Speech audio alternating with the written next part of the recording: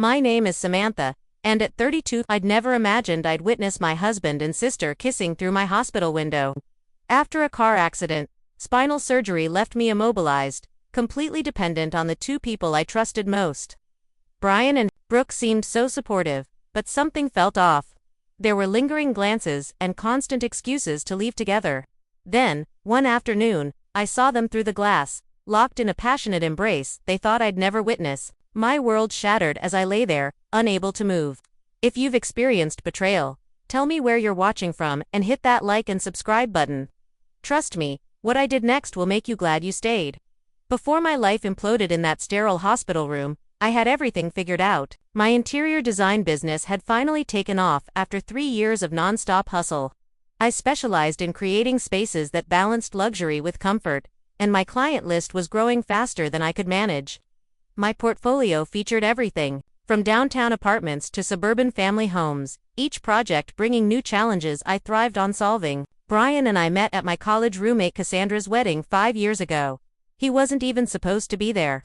He'd filled in last minute for a groomsman with food poisoning. Standing there in a slightly too large borrowed tux, he caught my eye during the reception and offered me a glass of champagne. We talked all night about everything, from our shared love of mid-century modern architecture to our mutual disdain for reality TV. He was charming, a successful financial advisor, and seemed genuinely interested in my work. Our wedding came 2 years later, simple ceremony at a renovated farmhouse I had worked on. Everyone said we were perfect together, the driven interior designer and the practical financial planner. We balanced each other, or so I thought.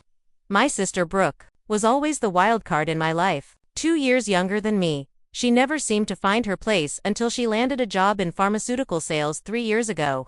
Growing up, she lived in my academic shadow, but socially she thrived where I struggled. Our relationship was always complicated by an undercurrent of competition. When I got engaged, she suddenly broke up with her longtime boyfriend. When I announced my business was profitable, she mysteriously got a promotion. These patterns continued throughout our adult lives. Still, she was my sister. When she offered to help Brian support me after my accident, I was grateful. I thought, maybe this crisis would finally bring us closer. The accident happened on a rainy Tuesday evening. I was driving home from a client meeting that ran late.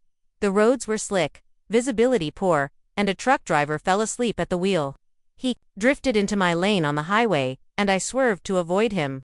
My car hydroplaned, flipped twice, and crashed into the concrete divider. I remember the screeching tires, the shattering glass, and then nothing.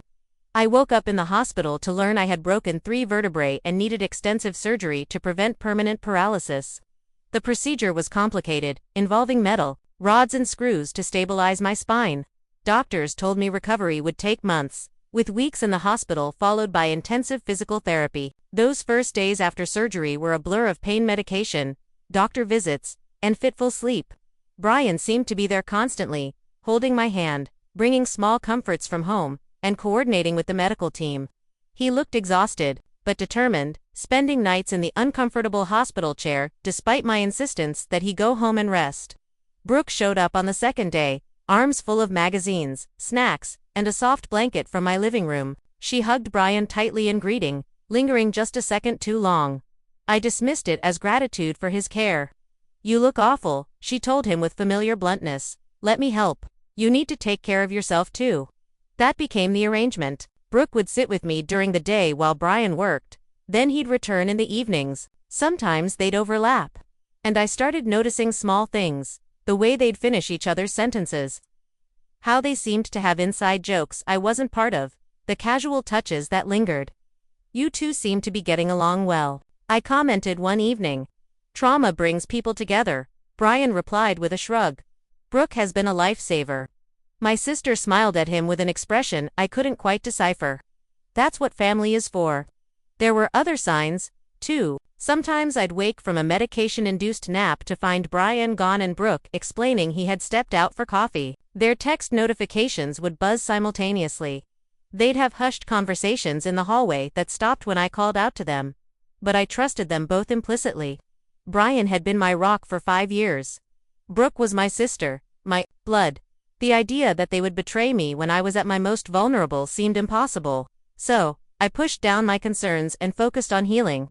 My physical vulnerability was the hardest part. I had always been fiercely independent, and now I needed help with everything from eating to using the bathroom.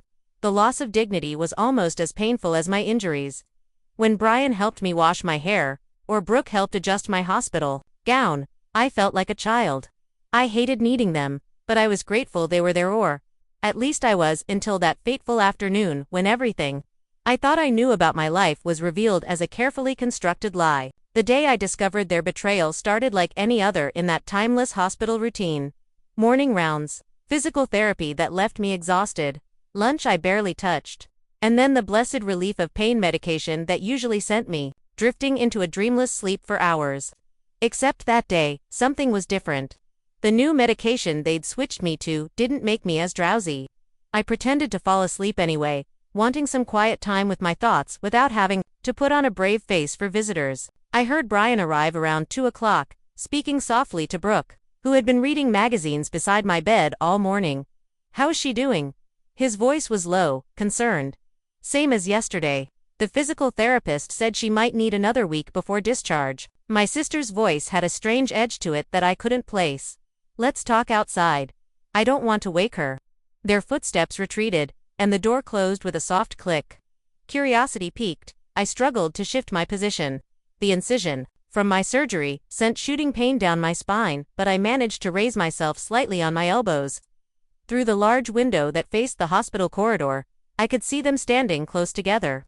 Too close. Brian's hand was on my sister's waist, his thumb making small circles on the exposed skin where her shirt had ridden up. They were talking intently, their faces inches apart. I thought maybe I was misinterpreting, seeing something innocent through the lens of my medication-induced paranoia. But then it happened. Brian glanced quickly down the corridor in both directions before pulling Brooke against him. Their lips met in a kiss that was clearly not their first. It was familiar, passionate, practiced. His hand slid into her hair while hers gripped his shoulders.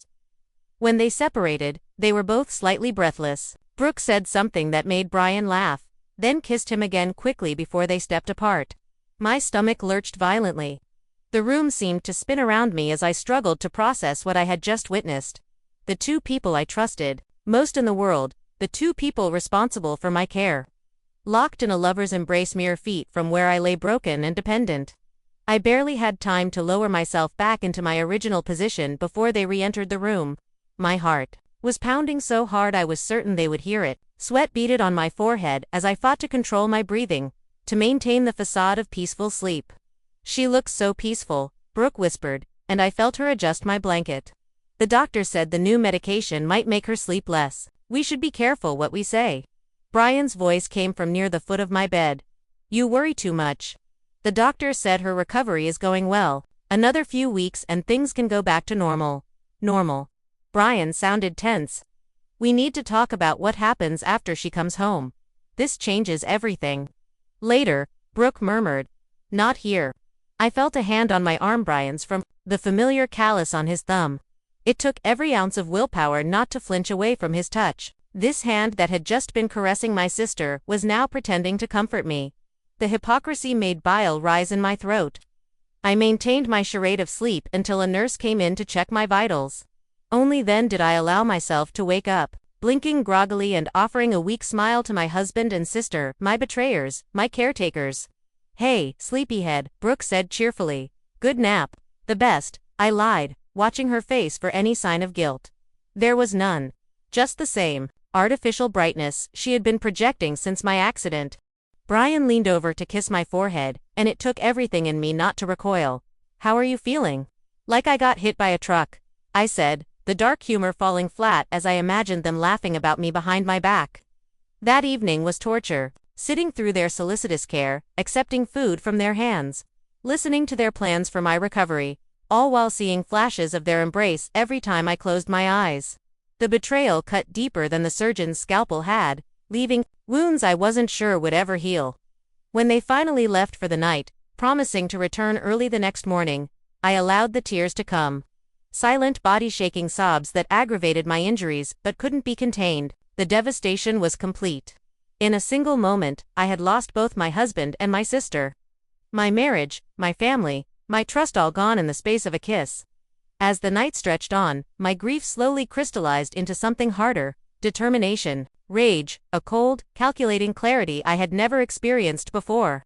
By morning, when the nurse came to check on me, I had made my decision. I would not confront them. Not yet. Not while I was weak and literally at their mercy. Instead, I would gather evidence.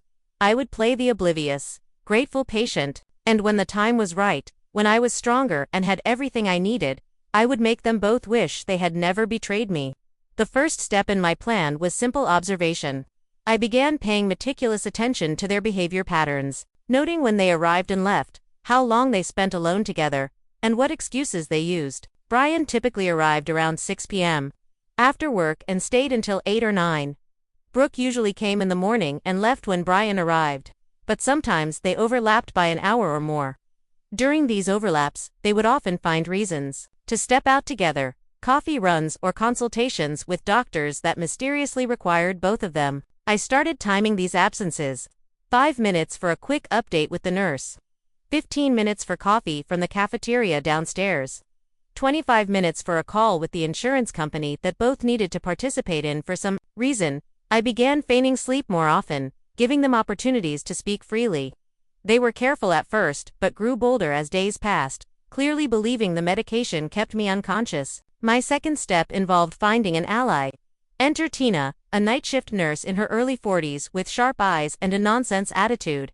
She came in one night to find me silently crying. Instead of offering empty platitudes, she sat on the edge of my bed and simply asked, "What's really going on?" Something about her direct approach broke through my carefully constructed walls.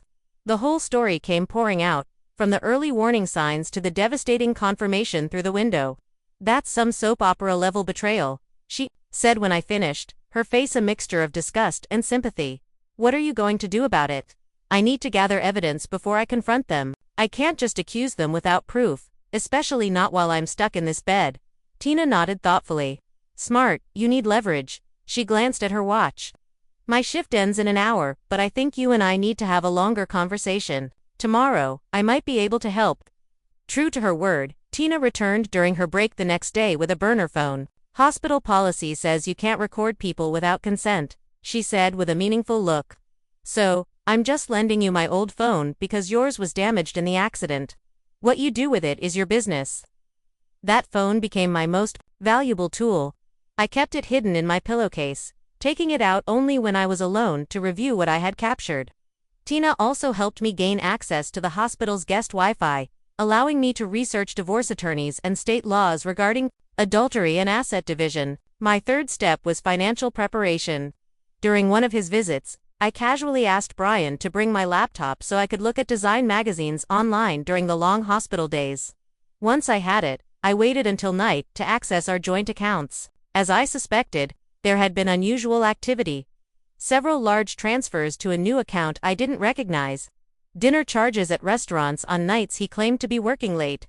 And most damning of all, a receipt for a weekend at a bed and breakfast upstate from 2 weeks before my accident. I took screenshots of everything before beginning to move assets of my own. I transferred my business funds to a separate account only I controlled. I redirected upcoming client payments. I documented every penny of my separate property, creating a clear division that would be crucial in divorce proceedings. With Tina's help, I contacted Martin Walsh, a family law attorney specializing in high-conflict divorces. We spoke briefly during her lunch break, with her phone on speaker while she stood guard at my door. "What you're describing is unfortunately common," Martin said after hearing my story. "But your current vulnerability makes it particularly egregious. I'd advise against confrontation until you're physically able to leave the shared home. In the meantime, continue gathering evidence and securing your finances." That became my roadmap. I created a detailed plan that utilized my interior design skills in an unexpected way. Just as I would map out room transformations with careful measurements and material selections, I mapped out my strategy for exposing their betrayal. Each trap was designed to reveal another layer of their deception while maintaining my facade of ignorance. The first trap was simple surveillance. I asked Tina to place the phone strategically, pretending she accidentally left it in my room during Brian and Brooke's visits. The recordings were illuminating. "She's getting discharged next week," Brian said during one such conversation. "We need to be more careful once she's home." We've been careful for months, Brooke replied. Besides, she's completely clueless. You saw how grateful she was when I brought her those stupid magazines. Their casual dismissal of me was like a slap. Months, not just since my accident. They had been carrying on this affair for months while I worked late nights building my business, trusting both of them implicitly. The second trap involved Tina mentioning casually during her rounds that I might be discharged earlier than expected. The doctor is really pleased with her progress, she said while checking my form. She might get to go home as early as Monday. The panic this induced was palpable. Later that day, when they thought I was asleep, I recorded their frantic planning. Monday? That's too soon, Brooke hissed. We need more time to figure things out. I'll talk to the doctor, Brian assured her. Say we're not ready for home care yet. I'll convince him she needs more time here. I listened as my husband actively worked to keep me hospitalized longer so he could continue his affair with my sister. Every revelation should have hurt, but, instead, I felt a strange detachment. As if I were gathering evidence about strangers rather than the two people I had loved most in the world. The third trap was the most elaborate. With Tina's help, I set up a false text message exchange on my regular phone, which Brian had been keeping charged in case anyone from work called. I created a conversation with a fictitious contractor suggesting he had visited our house and noticed unusual activity while I was hospitalized. I left the phone where Brian would see it when he charged it. That evening, I watched through barely open eyes as curiosity got the better of him. He picked up my phone, entered the passcode he thought I didn't know he knew, and scrolled through my messages. His face paled as he read the exchange I had fabricated. He immediately called Brooke, stepping into the hallway but still visible through my window. Their body language told the story. Panic, denial, then rapid damage control. When they returned, Brian casually mentioned having my home office repainted as a welcome home surprise. That's so thoughtful, I said, wide-eyed with manufactured gratitude. But please don't move anything on my desk. All my client files are organized specifically. Of course not, he assured me, the lie sliding easily from his lips. We wouldn't touch your work things. That night, I asked Tina to call my office landline from the nurse's station. As expected, Brooke answered on the second ring, clearly at my house late in the evening. Just checking if Mr. Thompson is still there, Tina said smoothly. He left some paperwork for his wife. No, he had to step out, Brooke replied. Can I help with something? No, that's fine. I'll catch him tomorrow. Another piece of evidence. Secured. They were using my house, probably my bed, while I lay immobilized in the hospital. The violation was complete. My physical therapy sessions became opportunities for more than just healing.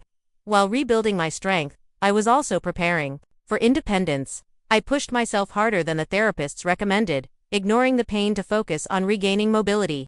I needed to be strong enough to execute the final phase of my plan. Each night before sleep, I refined my strategy.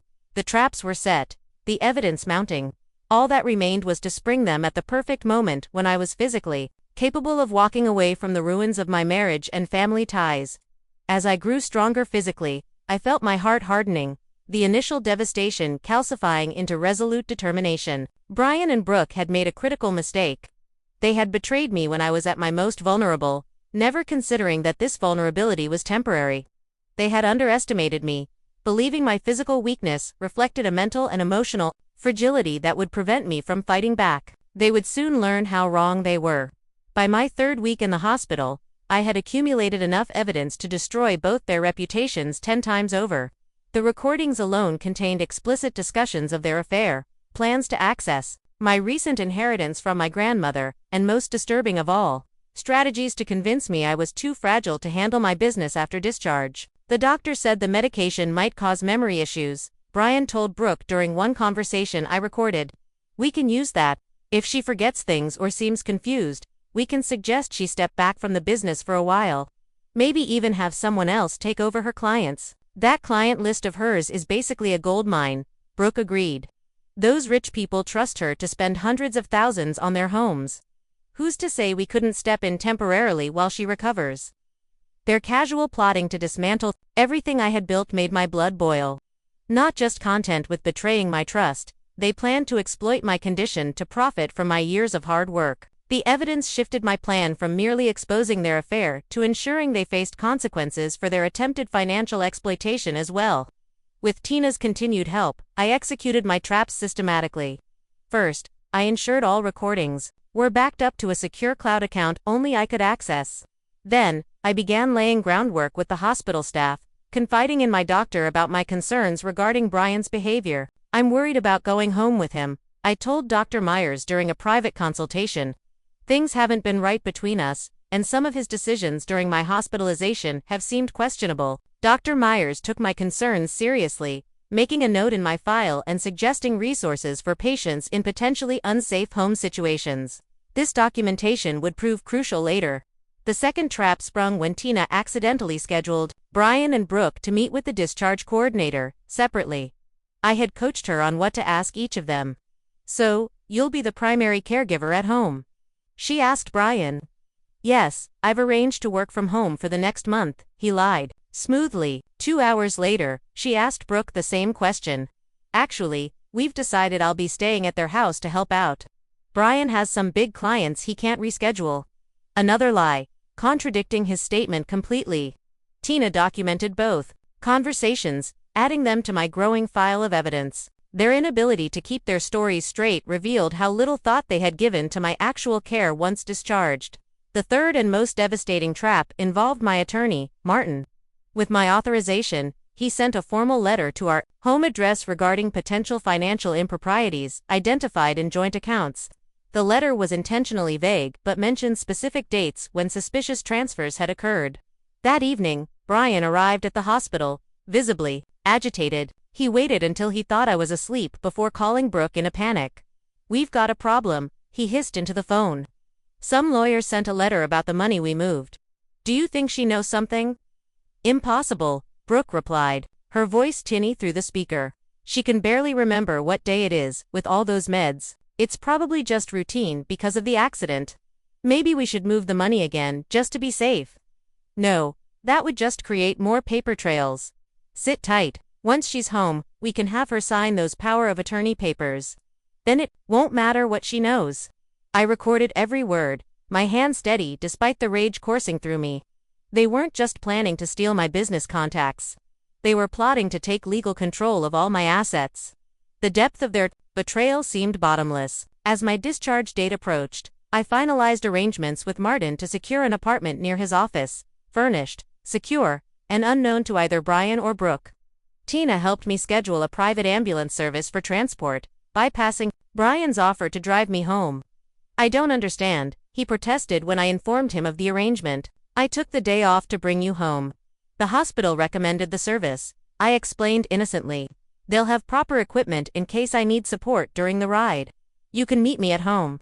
The confusion on his face would have been comical if the situation weren't so painful. His carefully constructed plans were beginning to unravel, and he couldn't understand why. The final piece fell into place when I convinced Dr. Myers to schedule a full family meeting regarding my home care plan. I requested that my parents attend as well, knowing they would play a crucial role in what was to come. "Are you sure you want to do this at the discharge meeting?" Tina asked as she helped me dress in actual clothes for the first time in weeks. "It's going to be nuclear. That's exactly why it needs to happen there," I explained, with medical professionals present. "Neither of them can make a scene without consequences, and I need witnesses for whatever happens next." The morning of my discharge arrived with a strange sense of calm. I had spent nearly a month in this hospital room, first in pain and fear, then in heartbreak and rage, and finally in calculated planning. As Tina helped me into the wheelchair that would take me to the family conference room, I felt ready. The physical therapy had strengthened my body more than either Brian or Brooke realized. The emotional ordeal had hardened my resolve beyond anything they could imagine. "Whatever happens in there," Tina said, squeezing my shoulder, "you've already won by taking back control." I nodded, clutching the folder of evidence in my lap. It was time to spring the final trap. The discharge meeting was anticlimactic compared to what I had planned for later. Dr. Myers reviewed my recovery progress, the physical therapist outlined my ongoing treatment schedule, and the discharge coordinator explained medication management. Throughout it all, Brian nodded attentively, while Brooke took notes, both performing their concerned husband and devoted sister roles to perfection. My parents, Harold and Eleanor, sat quietly observing.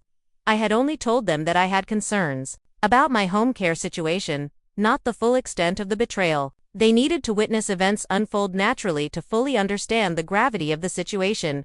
Samantha has made remarkable progress, Dr. Myers concluded. But she still requires significant support for at least the next 4 to 6 weeks. Her mobility is improving, but she shouldn't be left alone for extended periods. That won't be a problem, Brian assured everyone. Between Brooke and me, we've worked out a schedule to ensure someone is always with her. I'm sure you have, I thought, maintaining my placid expression, when the ambulance service arrived to transport me. Brian again protested that he could drive me, but the medical staff insisted on following the arranged plan. I was settled into the ambulance with my personal belongings and the folder of evidence, secure in my bag. I'll meet you at home, Brian called as the doors closed. The ambulance driver had been briefed by Martin. Instead of taking me to our suburban house, he drove me to the apartment my attorney had secured. A nurse was waiting there to help me settle in, along with Martin himself.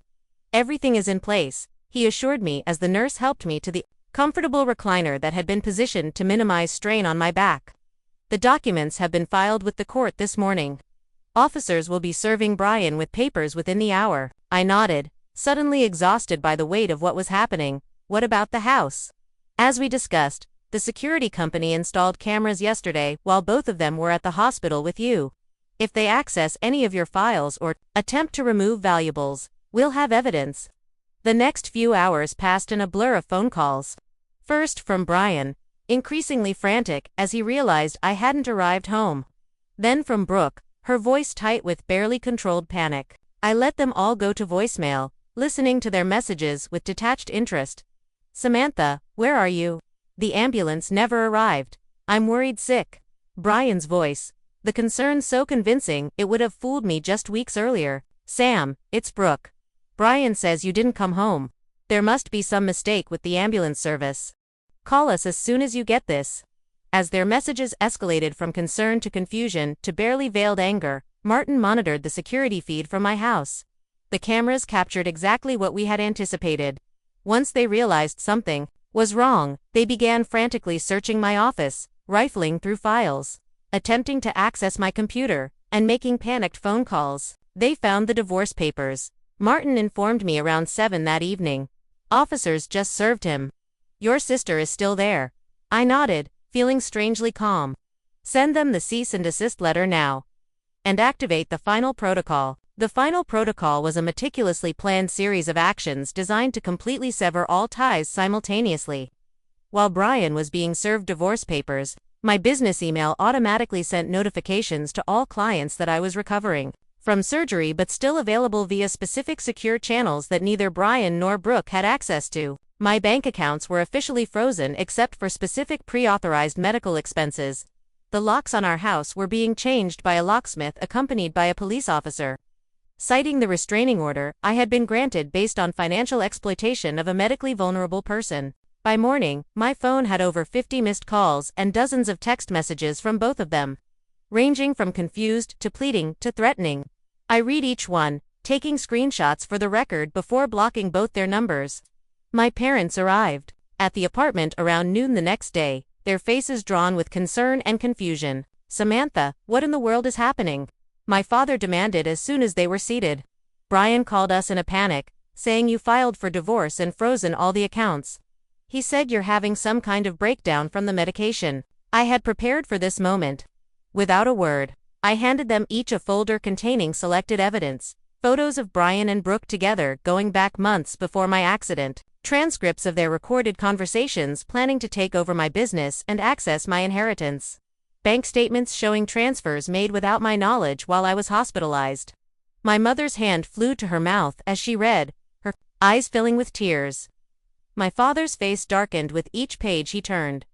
How long has this been going on? He finally asked, his voice rough with emotion. At least 6 months from what I've gathered, possibly longer. And you discovered this while you were recovering from surgery. My mother sounded horrified. I saw them kissing through my hospital room window 3 days after my surgery. They thought I was asleep. The silence that followed was heavy with shared pain. Then my father did something I had rarely seen in my adult life. He cried. Not loud sobs, but silent tears tracking down his weathered face. My girls, he said simply, the words containing worlds of disappointment and heartbreak. My mother moved, to sit beside me on the couch, careful of my still healing back. "What do you need from us?" "Just your support," I replied. "And for you to understand why I can never have them in my life again." They both nodded solemnly. Family was sacred to my parents, but betrayal of this magnitude couldn't be overlooked or forgiven with a simple apology. The next week was a flurry of legal activity. Brian attempted to contest the divorce, claiming my medication had caused paranoid delusions. His strategy backfired spectacularly when Martin presented the recordings to the judge. Faced with irrefutable evidence of their conspiracy to exploit my medical condition for financial gain, Brian's attorney quickly changed tactics, now seeking a quiet settlement. Brooke tried multiple approaches. First came angry denials, then tearful apologies, claiming she had been seduced by Brian, and finally pathetic attempts to minimize what had happened. "It was just a few kisses," she claimed in an email that somehow made it past my blocks. "We were both so stressed about your accident. It didn't mean anything." The security footage from my house told a different story, their comfortable familiarity in my space, the casual way they helped themselves to my possessions, the intimate moments captured in various rooms of my home all pointed to a long-standing affair conducted right under my nose. As my physical strength returned through continued therapy, my resolve only hardened. I rejected all settlement offers that didn't acknowledge the full extent of Brian's financial misconduct. I ignored every attempt at reconciliation from Brooke, returning her letters unopened and blocking new phone numbers as she created them. The most painful moment came when mutual friends began taking sides. Some believed Brian's version that I had become paranoid and unreasonable after my accident. Others, presented with carefully selected evidence, recoiled in horror at their betrayal. The social circle we had built over 5 years of marriage fractured along lines of loyalty and credulity. Cassandra, my oldest friend and the one whose wedding had introduced me to Brian, came to visit me at the apartment after hearing conflicting stories. "I don't know what to believe," she admitted. "Brian is saying you've lost touch with reality because of the trauma and medication." I silently played one recording for Hertha, one where they discussed using my supposed memory issues to take control of my business. Her face crumpled as she listened. "That bastard," she whispered when it finished. And Brooke, how could she do this to her own sister? "That's what I've been asking myself for weeks," I replied. With Cassandra's support, I began rebuilding my social connections, identifying those friends who had known about the affair and cutting them from my life, along with those who continued to believe Brian's lies despite the evidence. As the divorce proceedings moved forward and my physical recovery progressed, I focused on reclaiming my independence. The apartment became a sanctuary, decorated to my exact specifications with no compromises for anyone else's taste. I began working remotely with select clients, rebuilding my business reputation methodically. The final confrontation was still to come. I had gathered the evidence, secured my position, and regained my strength. Now it was time to make them face the full consequences of their betrayal in the most public and devastating way possible. 6 weeks after my discharge from the hospital, I was ready for the final phase of my plan. My recovery had progressed faster than anyone expected, partly due to my determination to be physically capable of standing on my own during the confrontation I had meticulously orchestrated. The setting was perfect. My parents had suggested a small family gathering to celebrate my recovery progress, ostensibly a way to clear the air and move forward. They didn't fully understand that reconciliation was not on my agenda, but their invitation provided the ideal opportunity. The event would be at their home neutral territory, where neither Brian nor Brooke could control the narrative. The morning of the gathering, I met with Martin for a final review of our strategy. "Are you absolutely certain you want to do it this way?"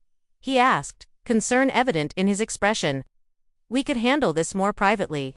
"They didn't betray me." "Privately," I replied, my voice steady. "They conspired while I was at my most vulnerable, planning to strip me of everything I've worked for.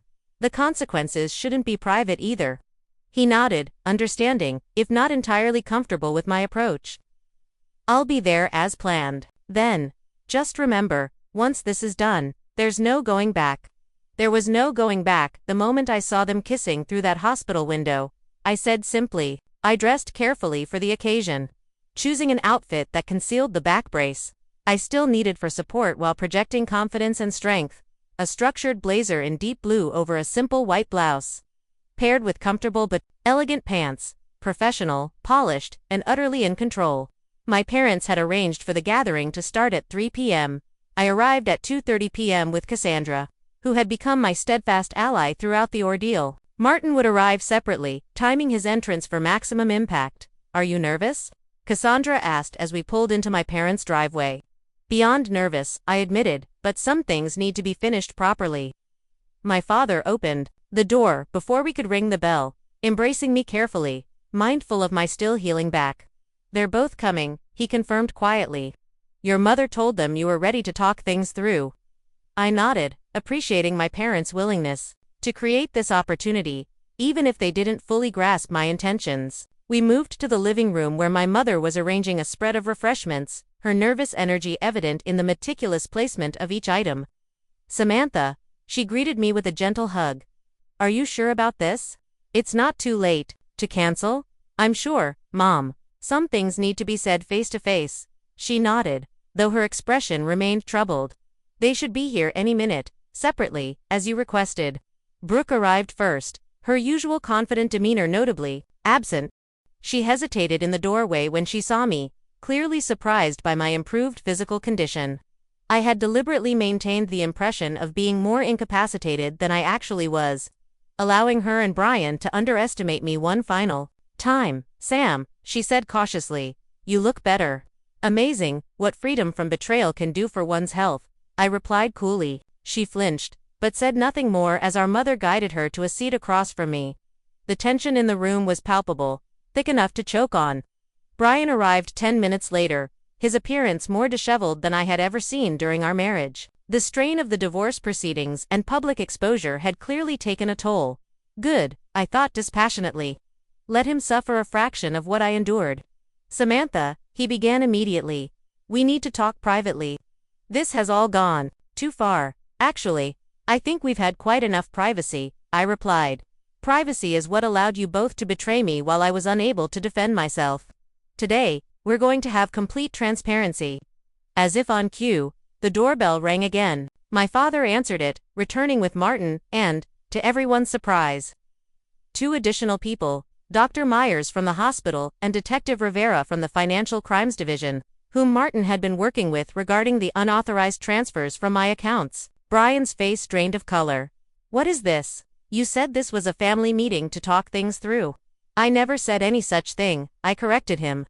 "My parents extended that invitation with the best of intentions. I'm here for something else entirely." Brooke shifted uncomfortably, glancing between Brian and the door as if calculating her escape route. "Sam, whatever you think happened, you're blowing it out of proportion. We never meant to hurt you."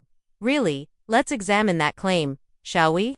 I nodded to Martin, who opened his briefcase and began distributing folders to everyone present. "These contain only a small portion of the evidence I've gathered over the past 2 months. I thought it important for everyone to be working from the same factual basis." The room fell silent as they reviewed the contents. Photos of them together, going back months before my accident, transcripts of their recorded conversations planning to exploit my medical condition, bank statements showing unauthorized transfers, emails between them discussing how to access my grandmother's inheritance. My mother gasped as she read, her hand covering her mouth in horror. My father's expression hardened with each page he turned, but it was Brian and Brooke's reactions I watched most carefully. His initial shock gave way to calculation, clearly trying to formulate some explanation. Her face flushed with anger rather than shame, her eyes darting accusingly between me and the evidence. "You recorded us," she finally sputtered. "That's illegal." "Actually," Martin interjected smoothly, "in this state, recording conversations when there is reasonable suspicion of criminal activity is perfectly legal, and conspiracy to commit financial fraud against a medically vulnerable person certainly qualifies." "This is ridiculous," Brian attempted, though his voice lacked conviction. "These recordings are taken out of context. We were discussing protecting Samantha's assets during her recovery, not stealing from her. Is that why you transferred nearly $200,000 to an account in your name only while I was unconscious after surgery?" I asked calmly. "To protect me." Detective Rivera cleared his throat. "Mr. Thompson, these financial transactions alone constitute grounds for criminal charges. Your attempts to gain power of attorney while actively concealing information from your wife demonstrate clear intent." Brian's attorney had advised him never to speak to police without representation, Advice he finally remembered as he clamped his mouth shut. Brooke had no such guidance. "This is insane," she declared, standing abruptly. "So Brian and I got close while taking care of you. It just happened. We never planned to steal from you. This whole police involvement is completely over the top, even for your dramatic tendencies, Sam." "Sit down, Brooke," my father said, his voice colder than I had ever heard it. "And show some respect to the sister whose life you were planning to destroy." Seeing my father defend me so unequivocally brought unexpected tears to my eyes. I took a moment to compose myself before continuing. "I want everyone here to understand exactly what happened. While I was hospitalized with a broken spine, unable to care for myself, my husband and sister began an affair. If they hadn't already been having one, that alone would be unforgivable. But they went further. They conspired to take advantage of my vulnerable state to access my business assets and personal inheritance." I turned to face them directly. "Did either of you ever consider what that would do to me? To wake up from this traumatic injury and find myself not only betrayed but financially ruined as well. Did you think about that for even a moment?" Neither could meet my gaze. Their silence was damning. "I trusted you both with everything. My care, my home, my business, my heart. And you saw my vulnerability not as a responsibility, but as an opportunity to take what wasn't yours. That's not fair," Brooke protested weakly. "We made a mistake, but you're making it sound calculated." In response, I simply played one of the recordings. Their voices filled the room, discussing how to use my medication-induced confusion against me, laughing about how easy it would be to convince me to sign over temporary control of my design firm. As the recording ended, my mother was openly weeping. Cassandra had moved to stand behind me, her hand on my shoulder in silent support. Even Martin, who had heard all the evidence before, looked disturbed by the callousness displayed. "I wanted this meeting today for 3 reasons, I continued, my voice steady despite the emotion churning inside me. First, I wanted everyone to hear the truth directly, not filtered through your lies or my anger. Second, I wanted to inform you both personally that not only am I proceeding with the divorce and financial fraud charges, but I am also filing a civil suit for the emotional distress caused during my medical recovery." Brian finally found his voice. "Samantha, please, we can work this out privately. Think about our history, everything we built together." "That's exactly what I have been thinking about," I replied. "Every moment of our 5 years together that you threw away for this betrayal. Every sacrifice I made for our marriage while you were planning your future with my sister. Every night I spent building my business while you were using my earnings to fund your affair." I turned to Brooke. "And you, my own sister. The competition between us was always there, but I never imagined you would cross this line. Do you hate me so much that destroying my life seemed justified?" "I don't hate you," she whispered, tears finally appearing. "I was jealous. You always had everything so together, so perfect. Your successful business, your beautiful home, your adoring husband. I just wanted some of that for myself. So, you took it," I said flatly. "Instead of building your own life, you tried to steal mine." The third reason for this meeting became clear as Martin handed Brian the final set of papers. "These are the terms of the divorce settlement my client is willing to accept. They are non-negotiable and must be signed today, or we proceed to court, where all this evidence will become public record." Brian scanned the document, his face growing increasingly pale. "This is everything. You're leaving me nothing." "Not quite nothing. Just what you brought into the marriage, which was considerably less than my contribution. I built my business before we met, and you forfeited any claim to our joint assets through your documented attempts at fraud." He looked around desperately, seeking some ally in the room and finding none.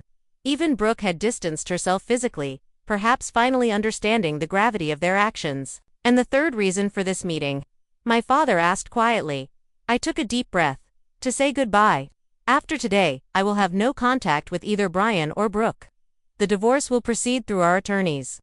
Any family events will be scheduled so that we are not both in attendance. This chapter of my life is over." The finality in my voice seemed to penetrate at last. Brian's shoulders slumped in defeat as he took the pen Martin offered and signed the papers. Brooke began to protest but was silenced by a look from our father. "You've done enough damage," he told her. "Accept the consequences with whatever dignity you can muster." As the papers were signed and notarized by Martin, I felt a weight lifting. The confrontation I had planned for weeks was unfolding exactly as I had envisioned. Yet, the victory brought no joy, only a sense of closing a painful chapter. Detective Rivera stepped forward once the divorce papers were signed. "Mr. Thompson, we'll need you to come to the station to answer some questions about these financial discrepancies." The look of disbelief on Brian's face almost made me pity him. Almost, he had never expected to face real consequences. Had never imagined I would fight back so thoroughly. As they prepared to leave, I stood, ignoring the twinge of pain in my back. "I want you both to remember something. You saw my injury as weakness. You thought my vulnerability made me an easy target. That was your mistake. I may have been broken physically, but you severely underestimated my strength in every other way." With those final words, I walked out of my parents' house, Cassandra by my side. Behind me, I left not only the two people who had betrayed me, most profoundly, but also the woman I had been before discovering their deception. That trusting, perhaps naive person couldn't survive what they had done.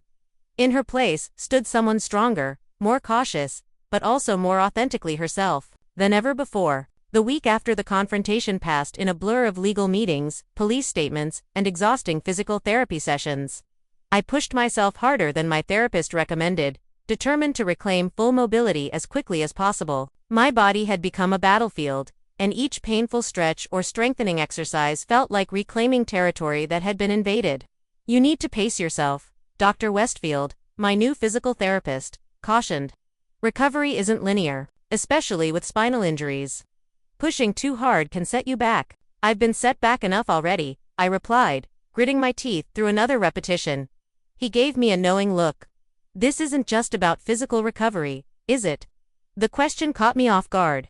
I had been so focused on the external battles, the legal proceedings, the financial reclamations, that I had barely addressed the emotional trauma. The betrayal had left scars far deeper than the surgical incisions on my back. "I just need to be independent again," I finally admitted. "I can't stand feeling vulnerable." "Being physically strong won't heal the other wounds," he said gently. "Have you considered talking to someone about what happened?" I had brushed off similar suggestions from Cassandra and my parents. But coming from this practical, no-nonsense, medical professional, the recommendation carried different weight. That afternoon, I called the therapist Martin had recommended. Weeks earlier, Dr. Elena Kaufman specialized in trauma and betrayal. Her office was a calming space of soft blues and natural light, lacking the clinical sterility of the hospital environments I had grown to detest. "Your body and mind have both experienced severe trauma," she explained during our first session. "The car accident, surgery, and betrayal all happened in such rapid succession that you haven't had space to process any single event fully." "I've been focused on survival," I acknowledged. "First physical, then financial and legal." "That's a completely normal response. But now that those immediate threats are secured, the emotional processing will demand attention, whether you schedule it or not." She was right. Once the divorce papers were signed and Brian was facing legal consequences for the financial fraud, once I had secured a permanent apartment and re-established my business operations, the emotional tsunami I had been outrunning finally caught up with me. It hit one ordinary Tuesday evening. I was reviewing client proposals at my new dining table when a photo fell from the folder, a before shot of a living room I had redesigned the previous year. In the background, barely visible, were Brian and Brooke at a family gathering, standing close together. Too close, I now realized. The evidence had been there all along, if only I had seen it. Something broke inside me. All the carefully contained grief and rage I had channeled into my recovery and legal battles came pouring out in gut-wrenching sobs that aggravated my still healing back. I cried for the marriage I thought I had, for the sister I had lost, for the trust that had been shattered beyond repair. I cried until there was nothing left but empty exhaustion. The next morning, I called my parents. "I need some time away," I told them. "Somewhere neither of them would ever look for me." My father understood immediately. "The cabin in Vermont. It's been in the family for generations, but Brooke always hated it there. Too rustic for her tastes." The family cabin was a simple 2-bedroom structure nestled in the Green Mountains, no television, spotty cell service, and blissfully isolated. I arranged for a sabbatical from work, setting up my most trusted employee to handle ongoing projects with clear instructions to contact me only for true emergencies. Those 3 weeks in Vermont became my true healing period. Each morning began with gentle yoga on the porch overlooking the mountains, gradually rebuilding my physical strength.